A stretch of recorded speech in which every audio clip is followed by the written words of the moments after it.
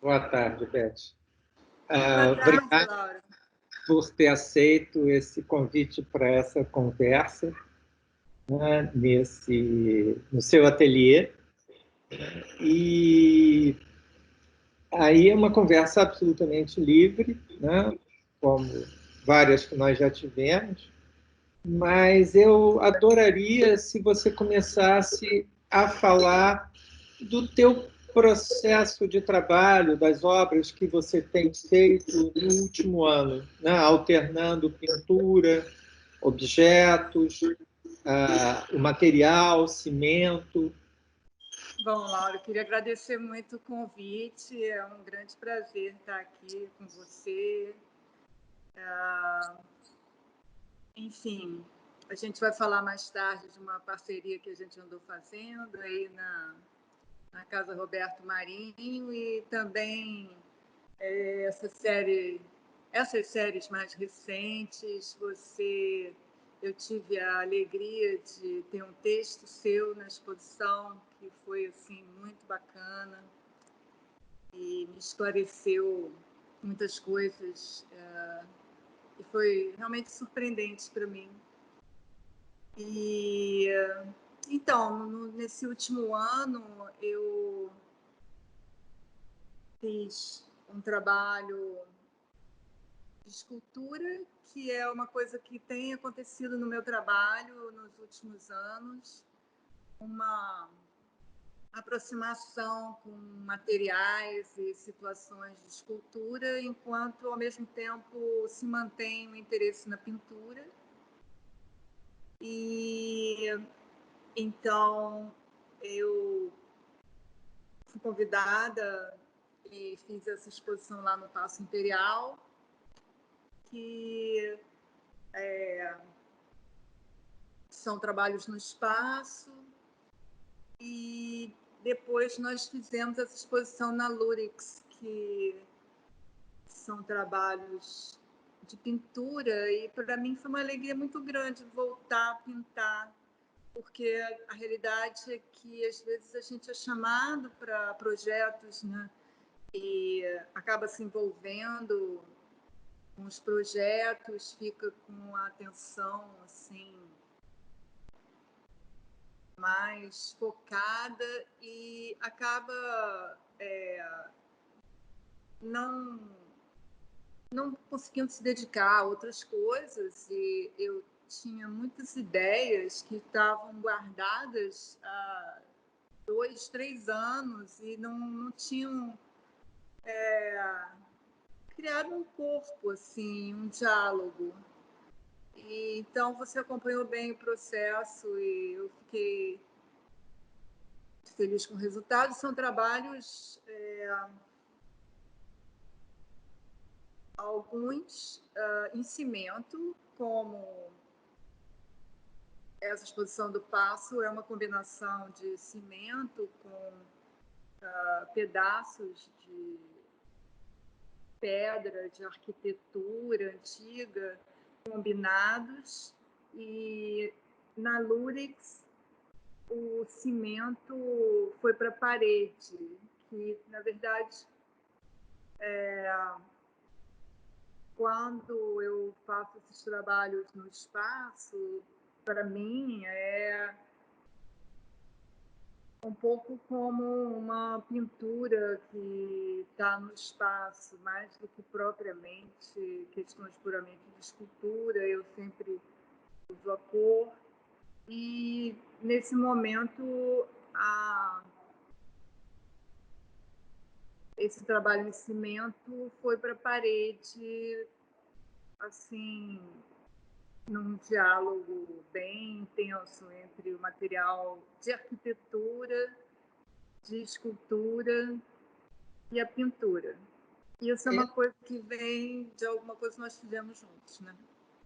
Porque eu acho que o teu trabalho, que tem uma grande coerência, né? Depois nós vamos falar disso, os desenhos, né? De pedras, até o caminho até aqui, mas ele se exerce numa confluência, né? Entre pintura, a relação da pintura com a arquitetura e com a escultura.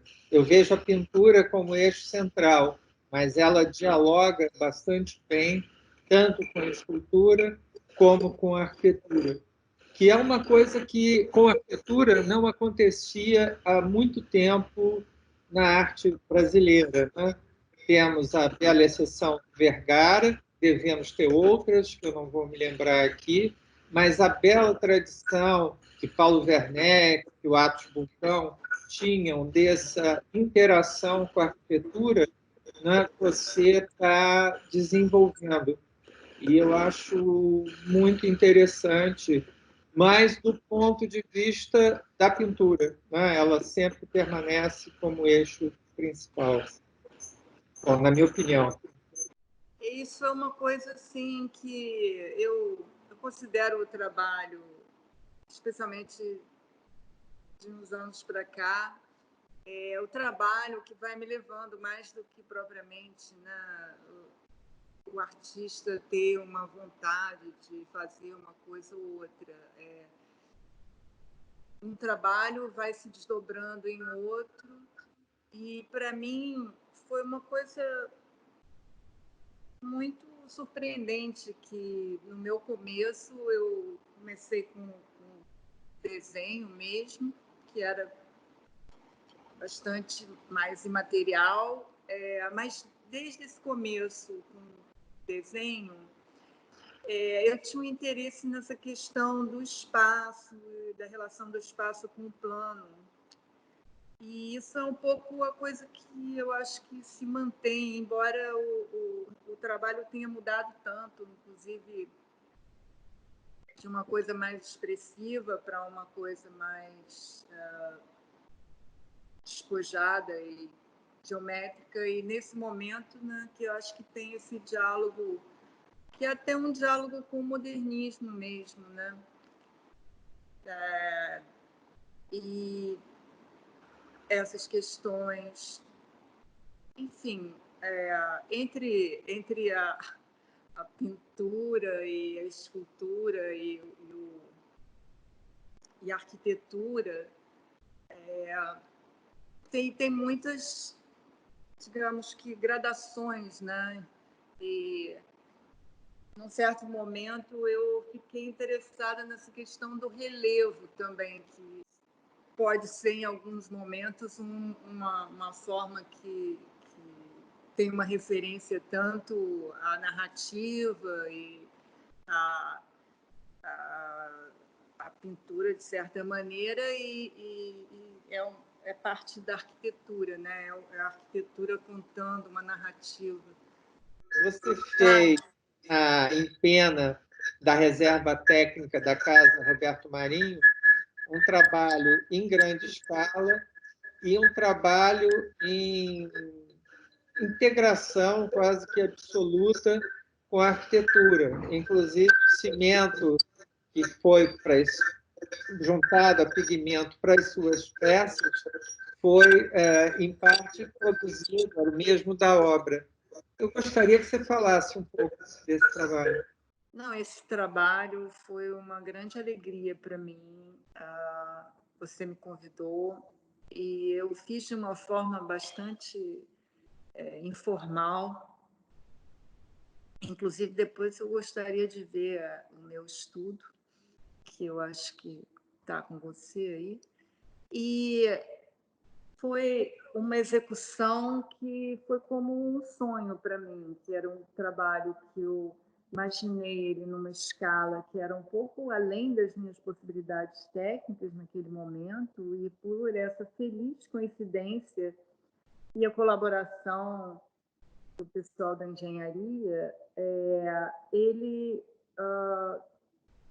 foi feito de um tamanho em que houve essa integração e funcionou muito bem como um relevo de cor que dialoga com a forma dessa reserva, que é esse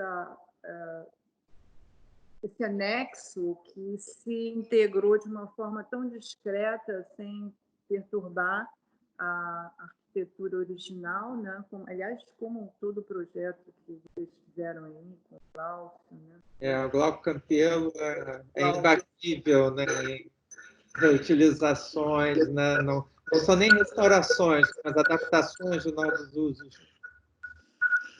Essa reforma que você fez com o Glauco, que adequou tão bem a casa a esse novo uso público, e então ele criou essas formas que ficam assim extremamente discretas e ao mesmo tempo acontecem, e ficou assim realmente, acho que ficou acima das nossas expectativas, não foi, Laura? Olha, eu, quando te chamei, né, a ideia era... Porque havia uma empena, né, grande, cega, né, que era vista de uma passarela que liga duas salas de exposição. E aí eu pensei de chamar um artista a cada 6 meses para fazer um trabalho naquela empena.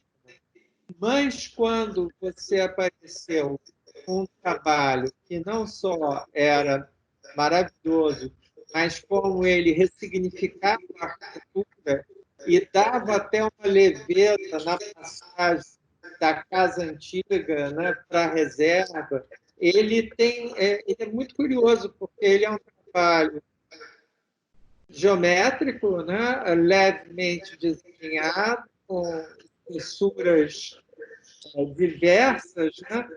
Mas o que ele integrou de luz, né? De, por exemplo, ligar o cinza azulado da reserva ao rosa da casa, dá ali também um relevo, né? Glauco, quando viu, ele ficou absolutamente fascinado. Quer dizer, não só ele, mas ele foi o autor do projeto, né?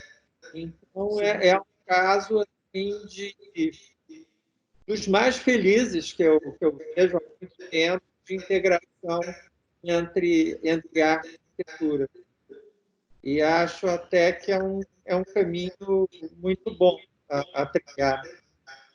Sim, que eu só consegui retomar nessa exposição que nós fizemos juntos agora, porque a gente vai sendo levado por propostas e exposições e acaba, enfim, se distraindo e ficando focado em outras coisas. E essa exposição que a gente realizou juntos na Lurex foi justamente para mim essa oportunidade de pegar todas essas ideias de pintura e também da pintura feita com cimento. E, num certo momento, eu criei trabalhos no espaço que traziam a cor da pintura para o espaço, e, nesse caso, o espacial voltou para em pena, ao mesmo tempo mantendo essa questão que é quase de um relevo, né? Que é uma das primeiras formas de artes visuais, devido ao fato de que eles têm espessuras diferentes, ao mesmo tempo tem um quê modernista pelo tipo de forma que ou quase um Malevich, e ficou muito interessante. E apenas quando a gente foi na Lurex que eu tive a oportunidade de realmente realizar esses cimentos de volta à parede, numa situação de galeria, possivelmente da casa, de alguma pessoa, alguma coisa assim. E todo um caminho, né, assim, incrível que eu pude trilhar graças à nossa parceria também. Caminho que está aí grande para o futuro. Esperamos, né? Esperamos.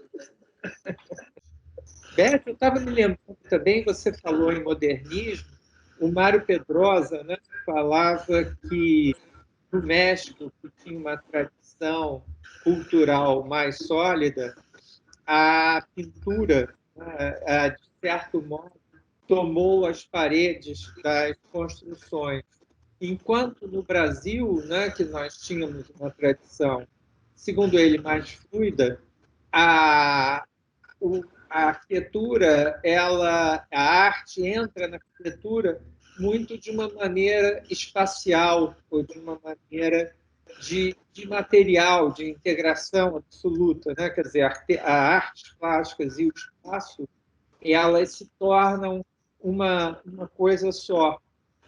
E no seu trabalho, né, você estava falando desses relevos, né? E eu estava lembrando que mesmo as telas que têm um fundo branco, tem uma aqui atrás até, que estou falando, as pessoas veem, e que você, de alguma maneira, a monocromia que você usa cria espaços vazios, né? Quer dizer, não é um completo, mas cria espaços vazios. E, por outro lado, na borda, você pinta a cor, né? Por vezes, denotando que é um objeto, né? Que não é uma questão planar. E isso é muito interessante, né? E eu acho que é muito sedutor como você retoma algumas questões até talvez menos conhecidas do neoconcretismo, né? E as leva mais adiante num diálogo grande com os poemas objetos do Ferreira Goulart, né? Que são pouquíssimos conhecidos, né? Quando se fala de neoconcretismo, a gente pensa no trabalho seminal do Hélio Oiticica, maravilhoso, Lígia, Clark e Paco. Fala um pouquinho sobre isso. Não, a arquitetura no Brasil tem esses exemplos magníficos que são o Sérgio Camargo e o Atos Vulcão lá em Brasília, né? Que são situações muito interessantes de arte muito contemporânea, né? Naquele momento e funcionando de uma forma incrível. Essa questão do poema, né? Eu acho que é uma coisa assim bem desse meu trabalho mais recente, talvez. Traz essa questão da obra que se abre, né, ao olhar e tem uma experiência com o espectador, né? Não chega a ser uma experiência interativa, realmente, como você bem falou no texto. Mas eu acho que esses meus trabalhos mais recentes, eles trazem essa questão, que é uma questão um pouco brasileira mesmo, né? Da interioridade, exterioridade. Hoje em dia, eu vejo até uma questão um pouco feminina, né? Que o meu trabalho está se aproximando com essa questão dos materiais, do uso do pano sobre a tela, a costura, o corte, e essa revelação de diálogo entre o que está atrás e o que está na frente. Ao mesmo tempo que é no plano e não existe uma narrativa, como falar, figurativa, existe uma situação em que o objeto se apresenta como um objeto, ele não é um plano abstrato, que eu procuro sempre tornar isso muito evidente de formas diferentes, seja porque a cor vai para a lateral ou mesmo pela espessura, né? A variação de espessuras. E então é um objeto e, ao mesmo tempo, nesse objeto você tem esses espaços, né? Que são espaços, por vezes, imaginários. E de frestas, né? E uma tela sua, que eu acho muito boa, é uma tela que tem um rasgo, né? E há uma interioridade dela num vermelho muito forte, né? E que, de algum modo, tem uma analogia com aquele último trabalho do Duchamp, né? Que a pessoa vê o quarto através de uma fresta, né? É uma e você ali no teu trabalho, né, você vai para um vermelho completamente carnal, né? Assim, então como se você penetrasse nas entranhas da pintura através de uma fresca. Esse trabalho ele tem a pintura oculta, porque a tela é praticamente toda embrulhada, né? E, ao mesmo tempo, ela tem um corte que não é um corte de cima a baixo, mas que se mantém bastante discreto. E, então, a pessoa pode ver que existe há uma tela vermelha oculta por esse pano. E realmente é um trabalho que funciona muito bem. Enfim, é toda uma linguagem nova que eu estou querendo desenvolver através dessa relação entre da pintura trazendo essa vivência que a gente tem da tela no cotidiano, né? Porque a tela na pintura é como se, tipo, na pintura tradicional, renascentista, de perspectiva, é como se a tela não existisse, né? A tela é uma abstração, é apenas um plano onde a pintura vai acontecer. E esse trabalho, ele justamente examina esse material e traz uma série de metáforas, né, que aparecem dentro de uma coisa completamente abstrata. E o que é muito instigante é que você é um pouco um equilíbrio entre o lembrar e o rejuvenescer, né? Que são dois poemas do Goulart, né? E o seu trabalho, né, ela tem uma releitura, né? Quer dizer, é um trabalho que ele é absolutamente consciente do que foi feito antes e que incorpora isso, mas que, por outro lado, recoloca de uma maneira completamente diferente, né, numa nova perspectiva. E o que ainda é mais adorável, que também, se a pessoa não souber nada disso, vai ficar completamente capturada pela beleza, pelas cores, pela precisão, né? Então, não é um trabalho, é um trabalho que eu acho muito importante, porque ele é um trabalho eminentemente visual, de questões visuais, né? Ele não precisa de bula para ser usufruído, né? Mas quanto mais você se dedica a ele, né? E dependendo do grau de informação da pessoa, mais ele te devolve. Ele é muito generoso nesse sentido. É porque tem esse delay da... Tem. Afinal, Mas, nós estamos em tempos de pandemia, né? Mas exatamente. é um prazer muito grande poder fazer esses diálogos com artistas que eu acho fundamentais e que o Brasil, na realidade, tem muito pouco, né? Depoimentos, entrevistas. O Museu da Imagem e do Som exercia isso de um modo fantástico, acho que ainda exerce, com, por exemplo, a área de música, né?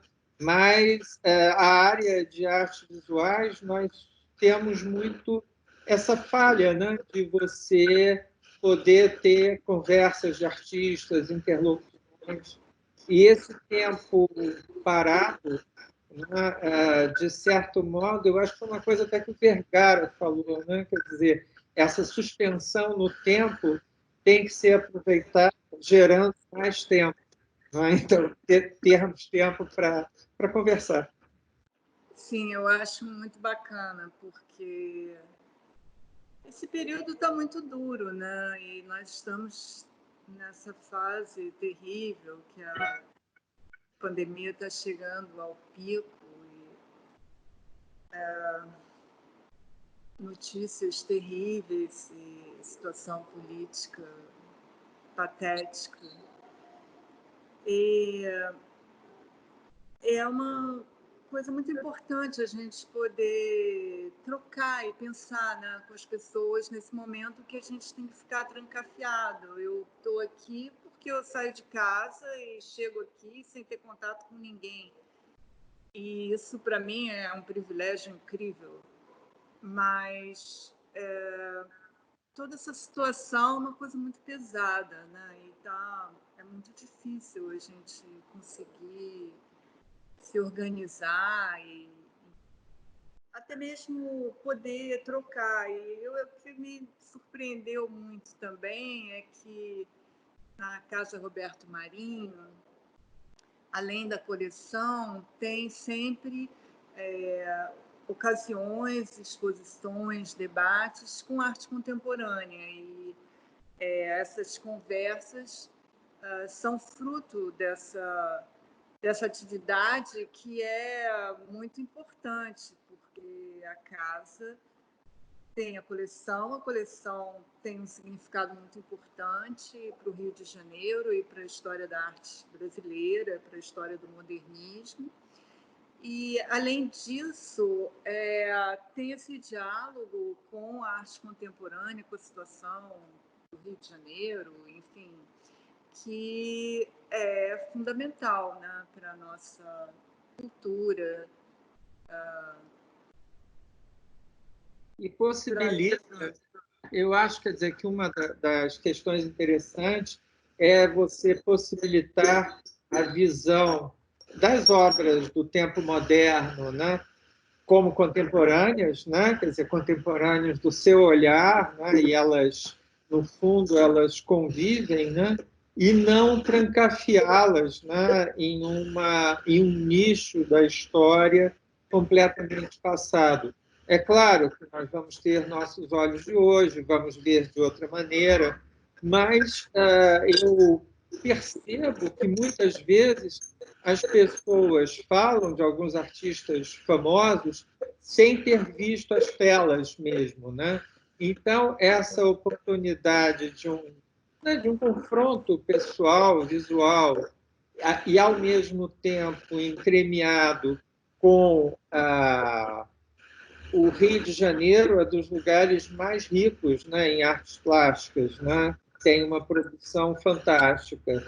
E a casa pretende também ser um lugar que possa ajudar a situação, né, do Rio dentro dos limites da atuação.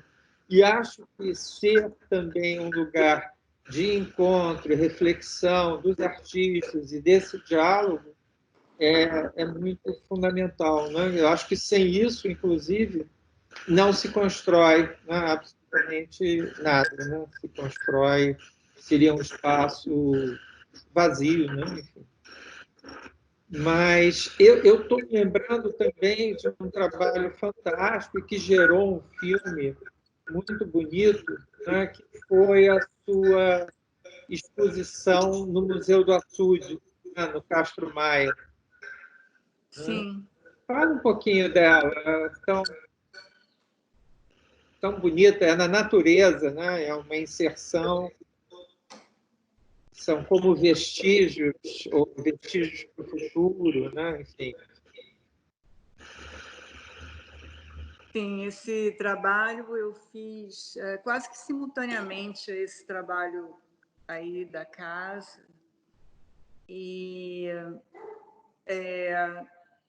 eu fui lá no Museu do Açude, que é um lugar muito especial, uma floresta linda, e tem muitas outras obras incríveis.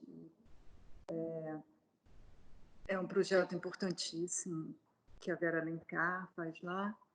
E eu pensei nesse trabalho, que são essas formas de cimento em cor, e tanto esse trabalho da Casa Roberto Marinho como o trabalho da Chácara são formas feitas em cimento com pigmento. O pigmento é misturado na massa do cimento. Então, a cor ela fica dentro da matéria, ela não é uma cor aplicada em cima da tela ou em cima do objeto. E então eu coloquei essas formas, e essas formas eu escolhi um lugar que é coberto de areia, e as formas elas ficam inclinadas, e então elas estão como que submergindo ou emergindo do solo, e tem esse equilíbrio precário. E esse trabalho, para mim, ele me trouxe uma referência a como se fossem ruínas que estivessem num movimento de submergir ou de emergir. E eu acho que isso tem muito a ver com o momento que a gente está vivendo, né? Desde a mudança política que aconteceu, toda a crise que a gente está tendo na cultura e o mundo como um todo se transformando numa velocidade incrível. E agora, acima de tudo, essa pandemia, que assim, parece que muita coisa vai se transformar e que as coisas estão tendo que se refazer, né? E algo inimaginável, né? Há 2 meses atrás, 3 meses atrás, para nós, né? Puros mortais, né? É como vivendo uma ficção científica, né? Quase. Com certeza. A pandemia final é sempre uma fantasia de um fim, mas, por outro lado, a gente acredita na ciência, né? Que a gente vai conseguir superar essa fúria da natureza. E eu fico muito impressionada, porque na minha formação, na minha infância, havia um sentimento muito forte de alegria de sermos modernos, de termos a ciência, de não estarmos atrelados a sistemas arcaicos. E as coisas se transformaram de uma maneira que parece que é um grupo de pessoas que quer voltar a uma coisa completamente fora da lógica, da racionalidade, né? Desprezando a ciência de uma forma muito chocante, né? E a gente está vendo o resultado disso, que é muito triste. E, por outro lado, quem sabe pode haver uma transformação. O seu trabalho, ele é claro que não é fixado num lugar, mas, por outro lado, ele é eminentemente carioca. Ele tem um diálogo, né, com esse tempo moderno do Rio de Janeiro, com esse não só desejo, mas a efetivação de produzirmos uma arte que não fica nada a dever a nenhuma arte de outro país, né? Se nós pensarmos no Antônio Dias, Cildo Meirelles, Hélio de Sica, Mira Schendel, etc., etc., etc. Mas eu acho muito interessante, e no Castro Maia eu acho que o trabalho tem uma ambiguidade, porque ela é uma ruína, né? Ela pode ter um aspecto também quase de lápide, né? Mas também também deixa uma esperança de algo que possa brotar. E o exercício de um rigor alegre do seu trabalho, como as pessoas podem ver nas telas que estão aqui atrás do seu ateliê, eu acho que é uma bela indicação de um modo que nós podemos, dentro dos nossos pequenos ofícios, mas contribuir, né, para uma retomada. Né? Quer dizer, se nós lembrarmos quanto o Brasil e o Rio foram excelência, né, em arquitetura, música, artes plásticas, paisagismo, né? Tem uma frase do Lúcio Costa que eu gosto muito, é que o Brasil não tem a vocação do medíocre. Né? E o Mário Pedrosa diz que nós estamos condenados à modernidade. Sim. E fazer isso de um modo novo e fresco, porque não é como uma nova academia, né, que retoma muito pouco as questões, mas como parâmetros, né, mas você cria outros parâmetros, outros padrões. Enfim, eu acho muito instigante. Eu acredito muito que a arte é sempre uma revivência de trabalhos que já foram feitos. E eu tenho um interesse grande em coisas completamente distantes, como escultura grega e o barroco, enfim.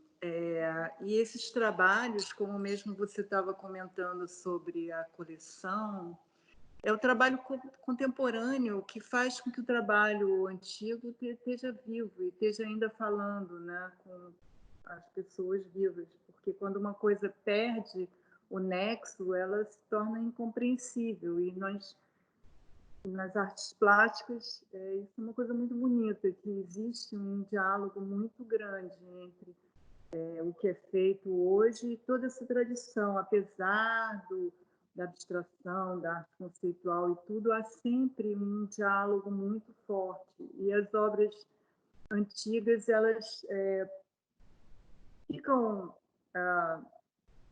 presentes, vivas, com esse interesse, e, por outro lado, as obras contemporâneas estão constantemente em diálogo com outras obras.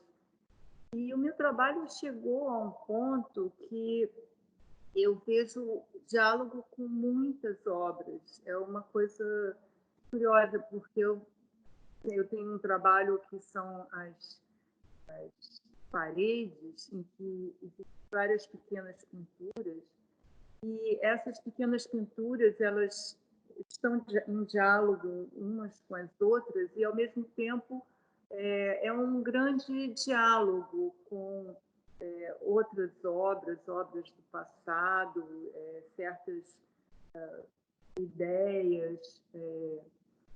E isso é muito interessante, poder fazer uma coisa que é sua e, ao mesmo tempo, é uma conversa.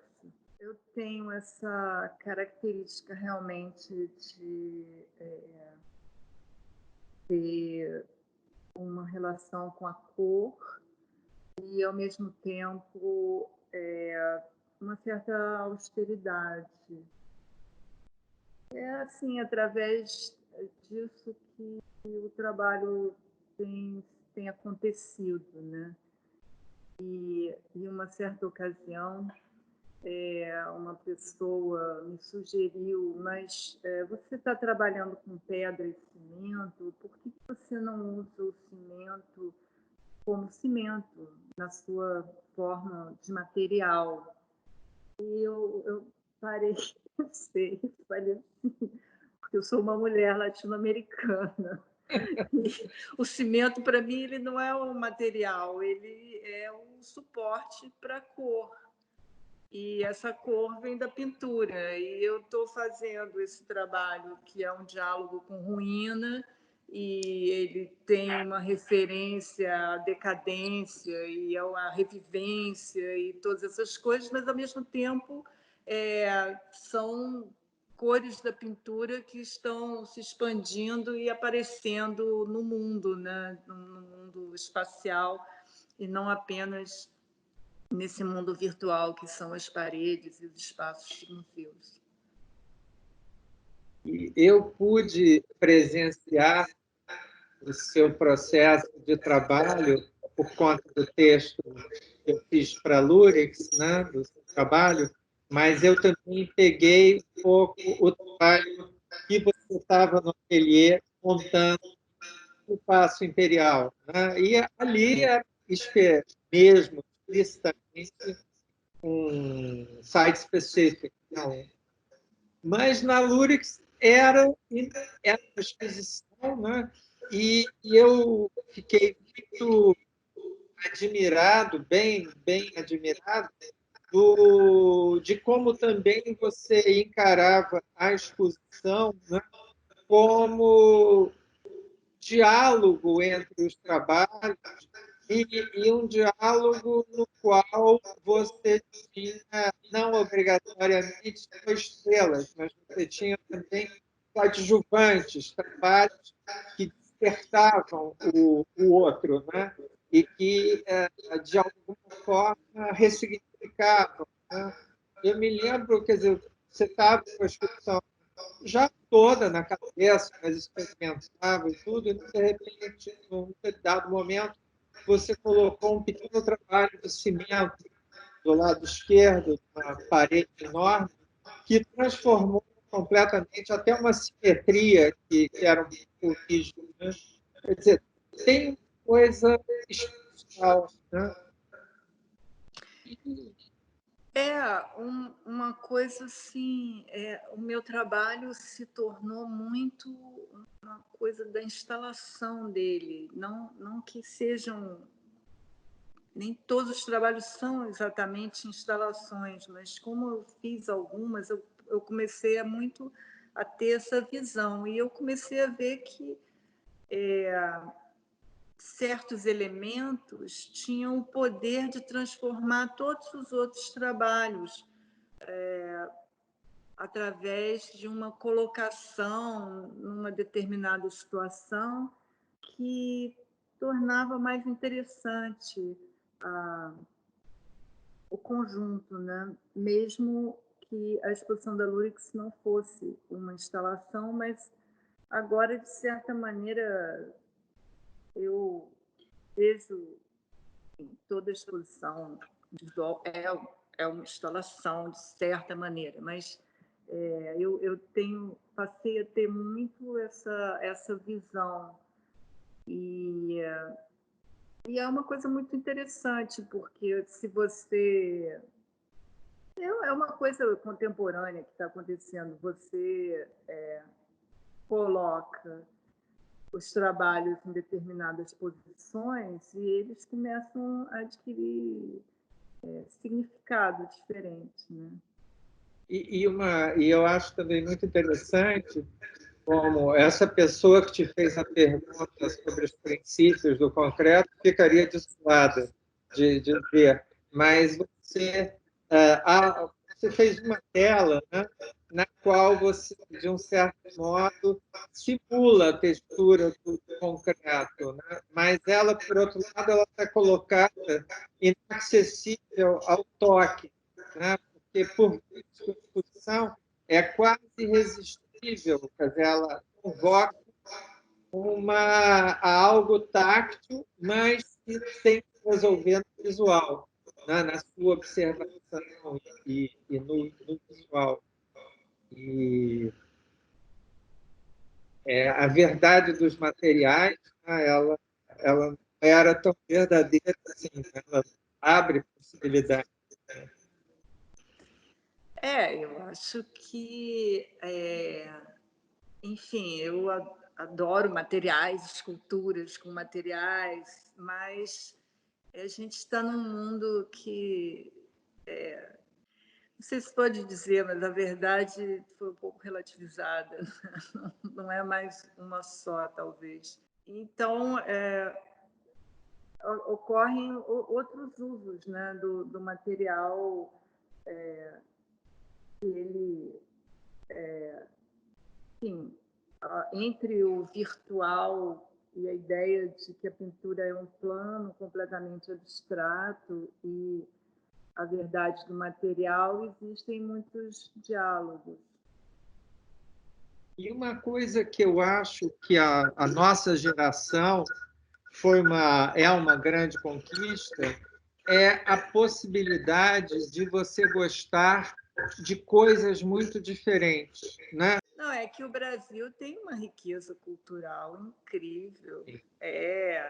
É uma riqueza incrível e, ao mesmo tempo, uma parcela da intelectualidade brasileira, durante muito tempo, tinha sempre uma expectativa de alguma outra coisa, de um modelo eurocêntrico, alguma coisa assim, que nunca era possível que o trabalho brasileiro fosse valorizado, original. Eu senti isso muito no meu início de formação. E o Brasil tem uma cultura incrível e é uma cultura única. Somos destinados à modernidade e, ao mesmo tempo, nunca conseguimos alcançá-la, né? E a gente tem povos indígenas ainda com sua cultura preservada, não se sabe até quando, né? Mas eu espero que a gente consiga reverter, né, esse movimento terrível de desmatamento, extinção. E a nossa cultura é essa amálgama, e a gente tem a música, que é uma potência incrível, e as outras artes também. É preciso valorizar, porque o que não falta são talentos incríveis.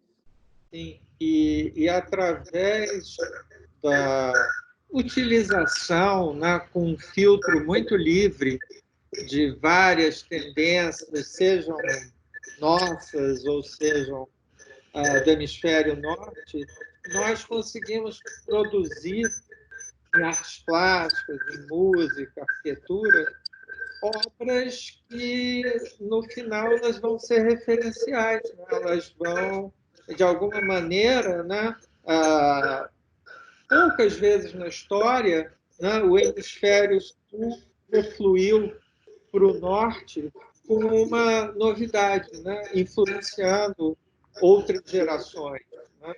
Quer dizer, nós temos, evidentemente, problemas estruturais horríveis, né? Mas temos essa capacidade do sublime, né? Que não se deve esquecer. Eu acho que é muito importante também, porque, claro que nada no Brasil é perfeito.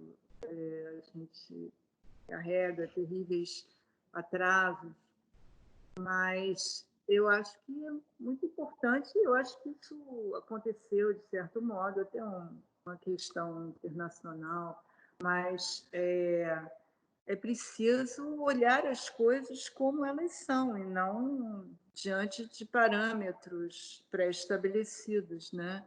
E nós temos muitas características únicas. Se a gente consegue superar, né, essas limitações, que eu acredito que sejam superáveis, se não tivermos no reino da irracionalidade total, a gente tem muita coisa a oferecer, né? Ao mundo, como uma visão. Sem dúvida. Sem ingenuidade, a gente sabe. Nós estávamos conversando outro dia que Beth vai fazer parte do projeto lá no Cosme Velho, que se chama Coleção. O artista vai escolher algumas obras da coleção, vai fazer uma obra nova, interagir com ela. E nós estávamos falando, você me falava do Debré, né? De como era impressionante. E o Debré, ele foi colocado nessa exposição, que era estrangeiro na coleção, é a última sala, né? E antes você tinha modernos, abstratos, expressionistas, impressionistas, era o mundo da modernidade. Quando você entrava no Debré, por um lado era um mergulho no passado, mas, por outro, era um soco do presente, porque você via que há sobrevivências de arcaísmos, né, enormes. Então, eu acho que é o nosso. Nós estamos sempre entre um drama e uma possibilidade. É importante conseguirmos superar muitos atrasos e, ao mesmo tempo, também não precisar ter uma expectativa de modelos pré-estabelecidos, Sim, sim. E porque a nós... outra coisa também, desculpe eu te interromper, mas é que os atrasos também não nos obriguem a intelectualmente ou artisticamente ser atrasados, né? Porque eu acho que não pode haver também um sentimento de culpa, já que há tanta coisa e tudo, mas, por outro lado, né, se o Brasil não caminha, vamos falar só de arte, né? Mas artisticamente, num trabalho de ponta, de vanguarda, que ele tem capacidade, né? E se voltar só para manifestações mais populares, não é? Folclóricas, de certo modo, a gente está fazendo um jogo de nivelar por baixo, né? O que eu acho que o interessante no Brasil é que a norma, né, o geral, seja mais agradável para todo mundo. Né?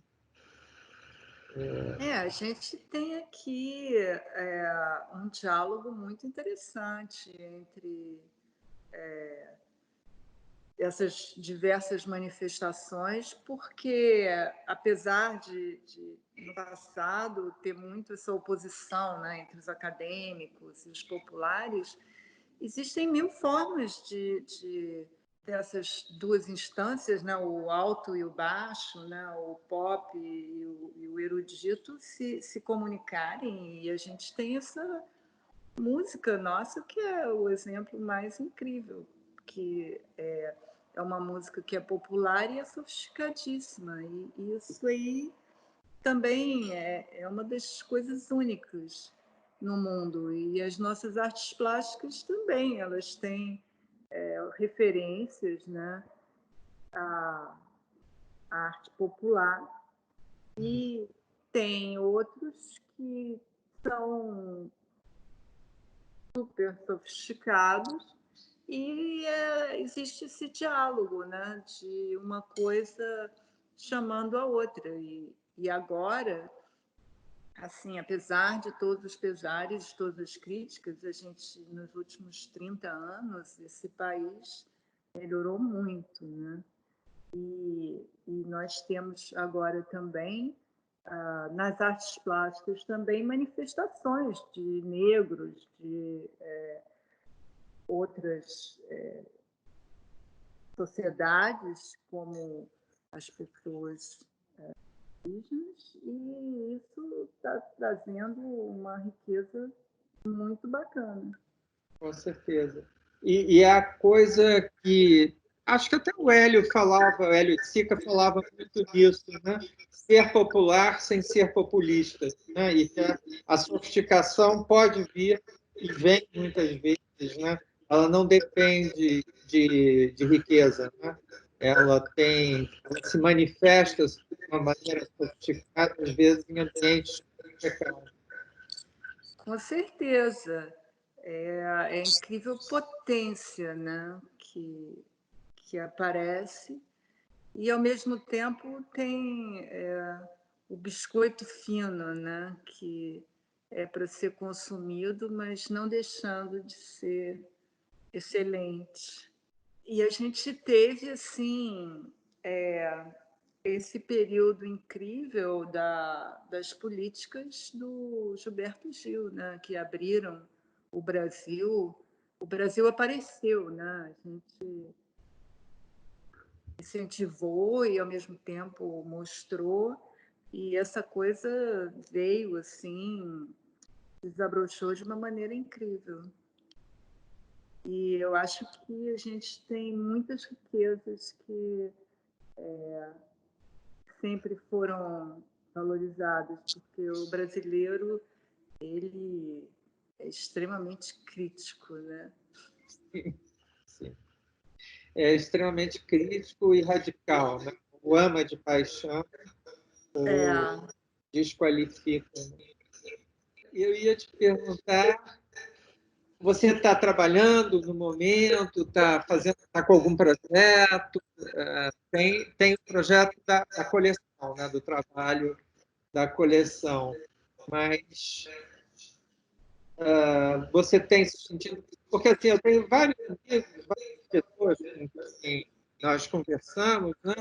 Alguns estão extremamente estimulados pela circunstância, já outros não. Então, né? Quer dizer, meio que se desligaram da, da, do seu produto, né? E estão dando um tempo e se ocupando de sobreviver bem, né? A Vânia Mignoni até falava que, de um certo modo, ela sente um alívio da pressão que estava tendo, né, de participar de tudo que é feira de arte e tudo. Então, ela estava um pouco louvando essa lentidão, né, essa possibilidade de lentidão. E o que você acha disso? Não, eu estou bem assim, isolada e fazendo tarefas domésticas de todo tipo. Eu adoro cozinhar, mas é muita coisa, né? E, então, estou com muitos projetos, mas não estou conseguindo assim, executá-los. E é difícil, as pessoas que me ajudam não estão podendo me ajudar, meus assistentes. Então, me ajudam um pouco virtualmente, né? Mas eu acho assim que está um período de reflexão incrível, né? Porque nós estamos diante de situações trágicas e, ao mesmo tempo, essa questão, né, da vida se colocando de uma forma que é muito presente. Sim. Então, eu acho que isso está causando uma transformação que pode ser muito positiva. E, de uma forma mais prática, eu estou fazendo coisas mais simples, né, de execução, e me dedicando a coisas mais como desenho e essas formas gráficas. Inclusive, eu adoro fazer. E eu vi uma exposição numa ocasião do Matisse, e ele ficou 2 anos se dedicando só a trabalhos gráficos. E Matisse é o pintor, né? Assim, e ele deixou livros, ilustrações, coisas incríveis, gravuras maravilhosas. Enfim, é um universo maravilhoso e, às vezes, circunstâncias da vida levam a gente para caminhos que a gente não sabia que ia poder trilhar, né? É curioso você citar ilustrações, porque a nossa próxima exposição vai se chamar Ler e Arte. E são trabalhos, são livros de artistas, né? Mas livros que são verdadeiras exposições, né? Da UK Edições, do Daniel Kars, mas você abre, por exemplo, uma caixa de Antônio Dias, sai uma exposição. E nós vamos ter, então, esses artistas contemporâneos no primeiro andar, e no térreo um projeto que era lindo, que é dos 100 bibliófilos. E nós estamos até fazendo com a Vera Mencar, no Museu Castro Sim. Mário, que eram 100 pessoas, né, que se reuniam e encomendavam a um artista importante, né, ilustrações para um bom livro brasileiro. E tem fantástico, né, do Cavalcante, Tinari, tem a Iberê Camargo, já ilustra, Suede, com um trabalho totalmente diferente. Então, vai ser um pouco essa possibilidade do.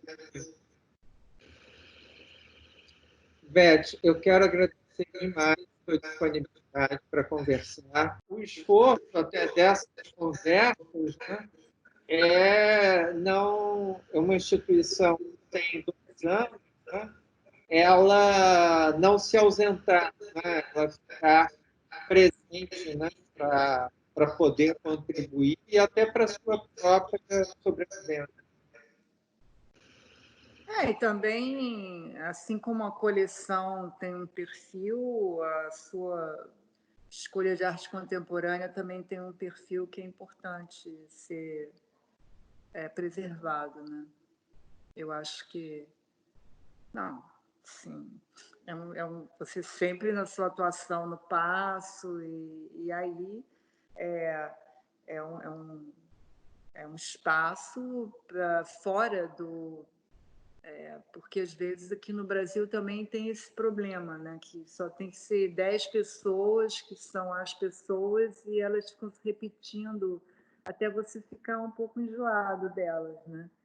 E é muito importante haver espaços que sejam originais, digamos assim, e onde pessoas que não estão exatamente no mainstream naquele momento, né, possam ter seu espaço. E nas artes as coisas dão muita volta, né? Conforme o tempo vai passando, uns sobem, outros caem. É verdade. E só o tempo, né, que pode dizer o que é a qualidade, o que vai ainda interessar alguém daqui a 50 anos ou daqui a 100 anos. Você sabe que lá no Paço nós fizemos uma exposição que era o Caminhos do Contemporâneo. E ela vinha dos anos 40 até a data da exposição. E eu convidei 2 curadores por década. E nos anos 60, como experimento, nós focamos 2 curadores e, além disso, nós fizemos uma pesquisa do preço de mercado na época dos anos 60, quais eram os tipos principais, e fizemos também de críticas positivas, pegando a imprensa do Rio e São Paulo, as principais colunas, um trabalho bem de antropólogo. Né? Eu me lembro, havia uma maquete. Exato. Aí nós colocamos 2 maquetes, né? E era impressionante, né? Uma pelo preço, outra pela crítica da época e a outra dos nossos curadores atuais. E poucos artistas estavam nos 3 lugares, né? Então, na realidade, quer dizer, isso aí foi uma espécie de tentativa de exercício de modéstia ou de perceber, não é, que a nossa visão não é absoluta tampouco, né? Certamente outros farão outras escolhas, mas eu penso que talvez uma das nossas funções seja não deixar no esquecimento artistas que se acham importantes. Depois o futuro dirá, né? Mas é bom não enterrá-los no presente. Com certeza. 1º de maio, dia 50. Isso que eu me dei conta, que É, nós dois workaholics exatamente. marcamos no dia do trabalho, o que nós vamos fazer? Trabalhar. Trabalhar. Que Que bom, beijo. obrigada. Fica bem, beijo. Você também.